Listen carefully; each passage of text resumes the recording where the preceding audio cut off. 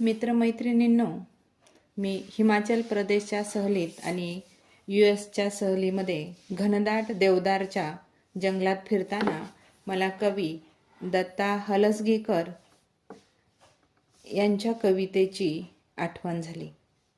कवितेचं नाव आहे ज्यांची बाग फुलून आली. ज्यांची बाग फुलून आली त्यांनी 2 फुले द्यावीत. ज्यांची बाग फुलून आली त्यांनी 2 फुले द्यावीत. ज्यांचे सूर जुळून आले त्यांनी 2 गाणी द्यावीत. आभाळा एवढी ज्यांची उंची त्यांनी थोडे खाली यावे. मातीत ज्यांचे जन्म मळले त्यांना थोडे उचलून घ्यावे. मातीत ज्यांचे जन्म मळले त्यांना थोडे उचलून घ्यावे. बघा, वृक्ष झाड हे स्वतःजवळ काहीही ठेवत नाही. फळे, फुले, सावली, जमिनीची धूप थांबवणे, औषधे, लाकूड इत्यादी सर्वच गोष्टी आपणाला ते देतात. हिमाचलच्या सहलीत ही उंच उंच देवदारची वृक्ष पाहिली. अतिशय देखणं असं हे झाड. या झाडाचे वैशिष्ट्य म्हणजे या झाडाची उंची 40-50 मीटरपेक्षाही जास्त आढळते. सूर्यप्रकाशासाठी जणू काही त्यांच्यात स्पर्धाच लागलेली असते. फांद्या वैशिष्ट्यपूर्ण असतात, जमिनीकडे झुकलेले असतात. त्यांचं ते झुकणं काय सांगतं?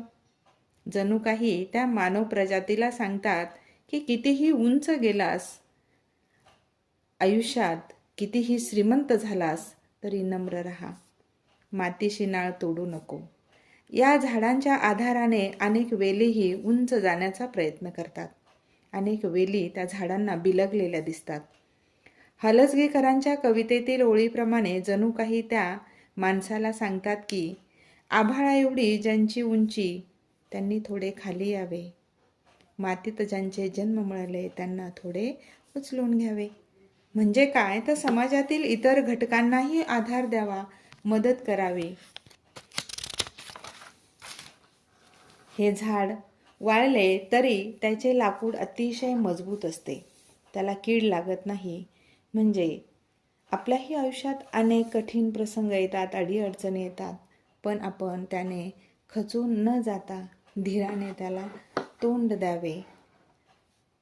मजबूत आयुष्यामध्ये आपण मजबूत राहावे, हेच जणू काही हे देवदार वृक्षाचे झाड आपल्याला सांगत असावे.